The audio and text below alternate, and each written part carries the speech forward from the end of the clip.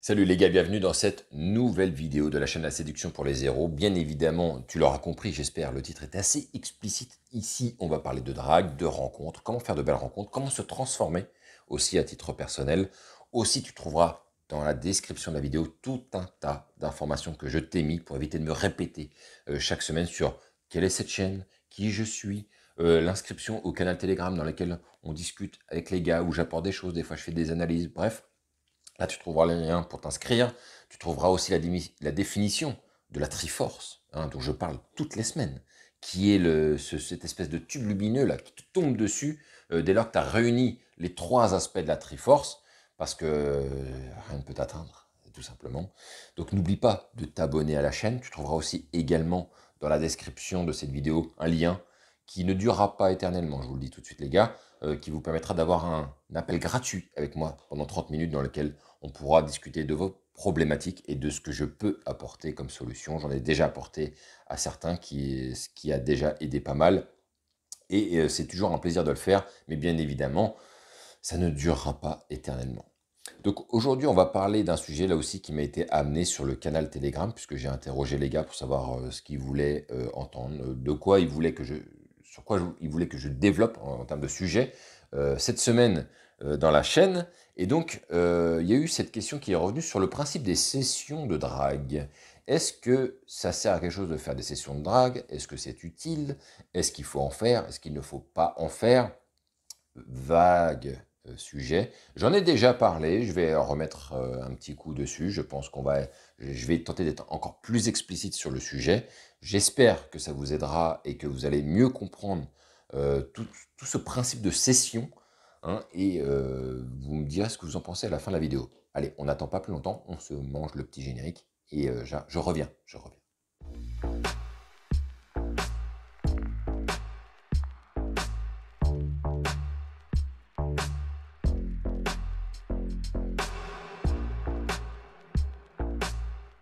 Donc, session de drague ou pas session de drague, telle est la question, n'est-ce pas? Je vais vous dire un truc simple, je vais vous faire une analogie très, très, très simple, les gars, pour comprendre ce principe de session, parce que je sais qu'il y a des personnes qui se disent, non, mais attends, c'est pas sympa pour les nanas, on les aborde pas là comme ça, c'est bon, hein, c'est pas de la chasse, c'est pas de la pêche, on s'amuse pas comme ça avec les gens à les aborder pour se marrer, quoi. Qu'est-ce que c'est que ça? Les gens, ils ont autre chose à faire, il faut pas leur manquer de respect. Ça n'a rien à voir avec tout ça. Ceux qui parlent comme ça n'ont rien compris à la vie. Mais de manière très claire, hein, ils n'ont rien compris à la vie, et honnêtement, qu'ils aillent qui sortent en fait, qui se cassent, qu'ils aillent faire leur petite vie tranquille et qu'ils arrêtent de juger les autres. Moi, personnellement, je ne vais jamais juger quelqu'un qui fait par exemple une session de drague. Jamais de la vie, dès lors que c'est bien fait et que c'est fait pour la bonne cause, et en général, ça ne peut être fait que pour la bonne cause. Donc à partir de là, pour moi, les choses, elles sont claires. Par contre, je vais vous faire une analogie, les gars, avec le sport. Ok, c'est extrêmement important de voir les raisons d'une session de drague par rapport au sport. Je vais vous donner un exemple très simple. Normalement, vous allez arriver à trouver ça sur Spotify, par exemple, une interview de Kobe Bryant, qui est mort, hein, comme vous savez, qui est un joueur de basket. Kobe Bryant, il explique dans son interview, dans une interview que je ne sais plus, elle dure à peu près 1 heure, elle est hyper intéressante, elle est tout en anglais, hein. Les gars, il va falloir vous mettre à l'anglais à un moment donné. Ça me semble inévitable aujourd'hui, en 2022, si en France, on est aussi nul en anglais, c'est parce que il y a justement cette problématique. Problématique que moi-même j'ai dû gérer après la trentaine, parce que je me suis dit, c'est pas possible, on peut pas être aussi pourri en anglais, d'où mes séjours, mais ça c'est un autre sujet. Mais ce que je veux vous dire, c'est que dans cette interview, le mec, il explique un truc simple.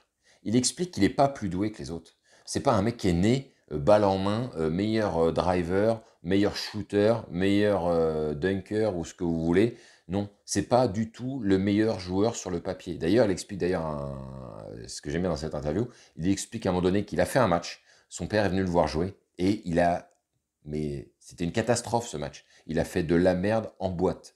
Il s'en voulait tellement qu'il s'est mis à s'entraîner tous les jours, tous les week-ends, tout le temps pour progresser, progresser, progresser, pour justement atteindre un meilleur niveau. Et il explique un truc simple.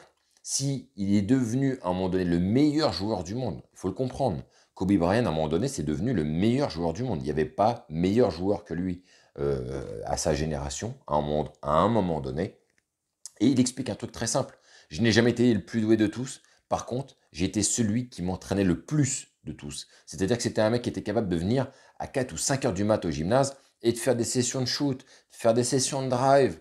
Il arrivait avant tout le monde. Des fois même, et il raconte un truc qui est assez hallucinant, les mecs se barrent de l'entraînement, il est tard, il est genre 20 h, 21 h, et en fait il est resté toute la nuit. Quand ils sont revenus tôt le matin, il était encore là, le gars. Donc c'était un fou furieux. Alors ça va à l'extrême. Des mecs comme lui, quand ils bouffent autant d'heures à s'entraîner et à progresser, la manière dont il a fait, c'était très extrême. Après, il y a beaucoup de personnes qui jugent le résultat et ils se disent juste, oh, Kobe, c'est un mec, il a eu la meilleure des vies, lui. Mais personne ne se rend compte à quel point le mec, il s'est entraîné. Si je fais une autre analogie, si vous avez vu, et je vous encourage à le faire, de regarder The Last Dance avec Michael Jordan, qui est sur Netflix, mais vous pourrez le trouver aussi sur des plateformes obscures en version originale.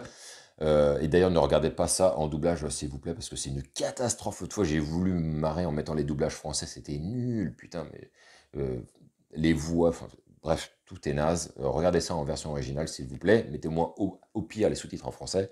Mais là encore, ils expliquent un truc très simple. Michael Jordan, c'était un mec qui s'entraînait beaucoup, beaucoup, beaucoup. Il y a même une histoire où il raconte, il passe en recrutement dans une école, et le coach lui dit non, non, mais oh, on le prend pas le petit, hein. Il dit ça à son père. Il a pas le galbe, il a pas les outils, il est pas très bon. À la limite, qu'il s'entraîne cet été et puis on verra après. Le mec, il explique un truc, il dit, il revient de l'été, je l'ai pas reconnu le gosse. Il avait pris en muscle, il avait pris en taille, il avait pris en drive, en plein de choses. Et en fait, Michael Jordan, il s'était entraîné tout l'été comme un fou furieux. Il a bouffé le bitume jusqu'à plus soif et il est arrivé déjà transformé. Et là, ils l'ont pris directement. Donc, ça veut dire quoi? Ça veut dire que si vous voulez progresser à quelque chose, il n'y aura pas d'esquive. Il va falloir pratiquer, pratiquer, pratiquer. Il n'y a pas d'esquive, les gars. Éloignez-vous de l'esprit les gens qui ont des talents naturels. Il y en a très peu, et c'est pas les plus talentueux, et je pense il y a que des exemples autour de nous qui le prouvent, qui réussissent à la fin. Ce ne sont pas les plus talentueux. Il y a plein d'exemples de mecs qui expliquent j'étais en retard par rapport aux autres, par contre j'ai tellement taffé, au final je les ai tous dépassés. Des exemples comme ça, il y en a plein. J'en ai fait aussi l'effet. Moi aussi, j'étais en retard sur beaucoup de choses par rapport à d'autres personnes, puisque vous savez, j'ai commencé à drague très tard, et j'ai dépassé des gars qui étaient beaucoup plus forts que moi, et peut-être 20 ans en arrière, que j'ai dépassé après, finalement, avec pas tant de temps que ça, mais parce que la somme de travail que j'ai engrangé pour m'améliorer à la drague fait que je suis devenu meilleur que certains. Pas tous, mais meilleurs que certains. Et c'est toujours amusant de voir quand vous dépassez les autres. Et je le fais pas dans ce sens-là, je le répète encore une fois, j'ai jamais fait dans le sens pour devenir meilleur que les autres, mais juste pour progresser, progresser, progresser. Et quand ces personnes qui étaient meilleures que toi te demandent même des conseils, te demandent qu'est-ce que toi t'aurais fait à leur place, bon, voilà, je pense que la messe elle est dite. Mais tout ça, c'est la somme de travail. Et on va revenir aux sessions. Oui, moi aussi, j'ai fait des sessions. Et j'ai appliqué les mêmes méthodologies de sport que pour le sport, pour la drague. Quand je me suis mis au basket, je suis venu parfois 5 jours sur 7 au gymnase pour shooter, pour shooter, pour shooter, pour driver et progresser le plus possible. Et ça ne passait que par l'acharnement. Au bout d'un moment, ça devient une sorte d'acharnement qui est un peu obligatoire si vraiment, les gars, si vraiment vous voulez progresser de ouf, hein, si vraiment vous voulez monter les caps. Et bien évidemment, moi j'ai fait des sessions de drague, j'en ai fait beaucoup. Je me suis éclaté à le faire, j'ai adoré faire ça. Je pense que je vais même ranger ces sessions de drague, parce que c'était vraiment le cas, dans une des meilleures parties des souvenirs de ma vie. Je n'en ressors que du bon, pourtant, c'était que de l'échec, hein. Que de l'échec, mais j'en ressors vraiment du bon. Et une des clés qui m'a permis de passer un bon moment, c'est un jour d'avoir rencontré un gars sur lequel on était raccord sur ça. Et lui, il faisait des sessions aussi. Moi, je voulais en faire. Et en fait, on s'est poussé l'un l'autre. Et tous les week-ends, on était sur Paris à aborder, à aborder. Et on a fait ça pendant des mois, voire même des années, en fait, hein. Alors, pas énormément d'années, mais on l'a fait vraiment pendant plein, plein de mois. Et ça nous arrive parfois d'en rediscuter. Et franchement, quel souvenir, franchement. Et si vous faites ça seul, je suis d'accord avec vous, les gars, c'est une galère. C'est vraiment une galère. Ça peut se faire, hein, mais vous êtes tout seul, vous ne pouvez pas échanger sur ce qui s'est passé, vous ne pouvez pas tout de suite Partagez en fait hein, ce que vous avez ressenti pendant que vous a apporté la nana. Vous n'aurez pas quelqu'un qui vous regardera de loin non plus, qui vous dira ouais, moi j'ai pas trouvé que l'attitude était super. Et c'est important d'avoir ce type de feedback avec quelqu'un de très honnête. Honnêtement, oui, les sessions de drague quand vous partez de loin, mais essayez de vous trouver un partenaire parce que c'est quand même plus agréable de s'épauler. On va pas se mentir, tout seul, c'est une charge qui est lourde à porter. Alors oui, j'ai fait ça pendant très longtemps avec mon partenaire, avec le gars que j'avais rencontré à l'époque, et à un moment donné, j'avais plus besoin de le faire, et donc on a arrêté de faire ça, parce que je pouvais aborder tout seul et ça ne me posait plus un problème. Mais pendant le temps où on est dans le dur, dans le vrai dur hein, de l'apprentissage, oui, c'est quand même mieux de le faire à plusieurs. Alors, moi, je préconise de ne pas aller au-delà de 2. Hein, ça m'est déjà arrivé de participer à des sessions de drague où on était 3-4, j'aime pas ça. Je trouve que ça amène pas grand-chose. Finalement, c'est 3 gars qui marchent en groupe et puis qui peuvent comme ça partir sur des nanas dans tous les sens. Bon, ça n'a pas trop de sens. Moi, je trouve qu'il faut vraiment... L'idéal, c'est de le faire à 2. Essayez de vous trouver un autre gars où vous allez pouvoir vous entraîner à draguer, faire des sessions. Et en termes de temps, de durée, euh, pas de limite, les gars, en fait. Le temps que vous allouez, en fait. Moi, j'ai envie de vous dire jusqu'à la fatigue. Si vous avez du temps et que vous êtes prêt à faire, comme moi, j'ai fait des dimanches après-midi complets sur Paris à aborder, allez-y jusqu'à ce que, comme moi, en fait, vous n'avez plus les jambes, vous n'arrivez plus à parler, vous n'arrivez plus à articuler, vous êtes trop crevé d'avoir tenté de dérouler tout le temps, tout le temps, tout le temps, d'avoir couru aussi après les femmes. Vraiment, je me souviens, il y a eu des moments où j'ai un pote, enfin avec mon pote, des fois il me disait, allez viens, on s'en refait encore quelques-unes, et je lui disais franchement, je n'en peux plus. Je suis sur la jante là. J'arrive plus, presque plus à marcher. J'ai qu'une envie, c'est de rentrer dans ma caisse, rentrer et de me poser parce que j'ai plus de jus, j'ai plus rien. Et je vous encourage à aller au bout de vos limites là-dessus, de le faire, de faire ça. Vous verrez aussi que même quand vous avez plus de jus, vous avez à un moment donné toujours la capacité de faire l'interaction. Il s'agit juste d'échanger. Alors certes, ce qui épuise, c'est d'être tout le temps, de trouver un moyen, de faire de l'échange, de faire du ping-pong, etc. Et quand on n'y connaît rien, bon, on tente un peu tout, n'importe quoi, et on use beaucoup plus son jus que quand on commence à avoir l'habitude. Mais oui, les gars, faites des sessions, ça va vous aider. Surtout, comme je vous l'ai dit, si vous partez de loin, si vous partez pas de loin et que vous êtes à l'aise, ça n'a pas de sens, on est d'accord. Mais adoptez l'attitude des sportifs. Un sportif, pour progresser, il doit s'entraîner comme un dingo. Il n'y a pas d'esquive à ça.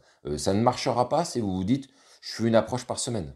Ça ne marchera pas, en fait. Dans 6 mois, 1 an, vous en serez pratiquement toujours au même point. Alors oui, vous aurez quelques anecdotes et vous serez avec 2-3 trucs, mais une femme par semaine, ça fait pas beaucoup, hein. Il y a 52 semaines dans une année, ça fait 52 femmes. C'est pas avec ça que vous allez arriver à progresser de ouf, hein. Ce qui va vous aider, c'est d'enchaîner, d'enchaîner, d'enchaîner, d'enchaîner, comme un mec qui va s'entraîner au shoot, il prend le ballon, il shoot, il prend le ballon, il shoot, il prend le ballon, il shoot, et c'est à un moment donné, ça y est, la mécanique, elle commence à arriver, et c'est pas en faisant un shoot toutes les heures qu'on arrive à mieux shooter et enfiler les ballons dans le panier. Ça, non, ça, c'est pas possible. Donc voilà les gars, ce que je voulais vous dire sur la partie de la session. J'espère que ça vous aura éclairé, que vous aurez un peu mieux compris ce qu'il faut faire. N'hésite pas à me mettre un commentaire. On en reparlera probablement hein, sur le canal de toutes les manières. Je sais que c'est quelque chose qui revient assez souvent comme sujet. Mets-moi un like, mets-moi un dislike, hein, n'oublie pas de t'abonner. Sur ce, on se retrouve pour une prochaine vidéo. Ne lâchez rien, s'il vous plaît, ne lâchez rien et vive ce putain de game.